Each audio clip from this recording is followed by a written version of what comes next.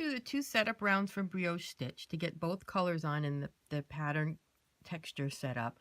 We're going to do 2 rounds that repeat over and over again, and that's what's going to create this ongoing pattern that has one color prominent on one side and the other color prominent on the other side. But otherwise the texture looks the same on both sides. Okay, let me show you how to do those 2 repeating rounds on my little swatch here. Now remember, after we did the setup rounds, we left it with the first yarn that we used for that first setup round, which was purling. We left it in the front because purling has the yarn in front.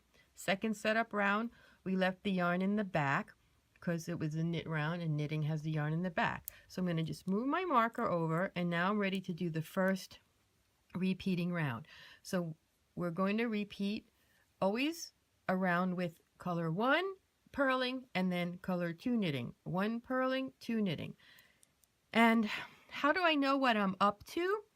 Well, it's not quite showing the pattern yet because we're just starting, but you can still see what to do, because if you look here, our single stitches are the color 2.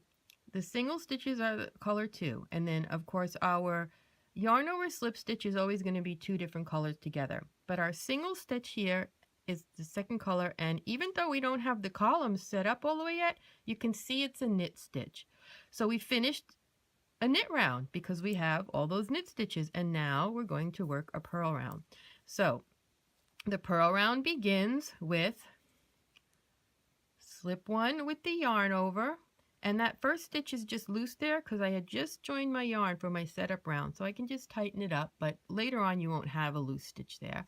And then I'm going to do the purl. It's going to be purl 2 together, and it's those 2 stitches that are overlapping, the previous yarn over and the previous purl. So purl 2 together, and then I'm going to do yarn over and slip 1 combo, purl 2 together, and you can see now my single stitches are the other color and my slip stitch combo with the yarn over is in between, and then a single purl, and you can see it's a purl because you've got a purl bump. So how do I do that with my right hand?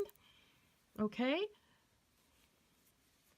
before I slip the stitch, I'm going to bring the yarn to the front, and it probably is there already if you were purling, but sometimes I tend to bring the yarn to the back automatically. It's like my default position. Okay, now before I do the purl 2 together, I complete the yarn over by bringing the yarn over the top of the needle, then to the front between them.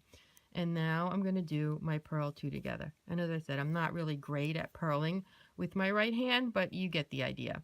And so what happened is it comes out just the same as if I were doing it in my right hand. So the hand you hold the yarn in isn't important. It's just important to get that yarn over and slip stitch together and then purl 2 together. And again, this is the first round of the main pattern, and we're slipping purlwise because we're not doing anything to those stitches besides moving them from one needle to the other. We want to, with the yarn over, slide that stitch to the right needle and then purl 2 together. So let me go all the way around, and then I'll show you how to do the second round of the main pattern.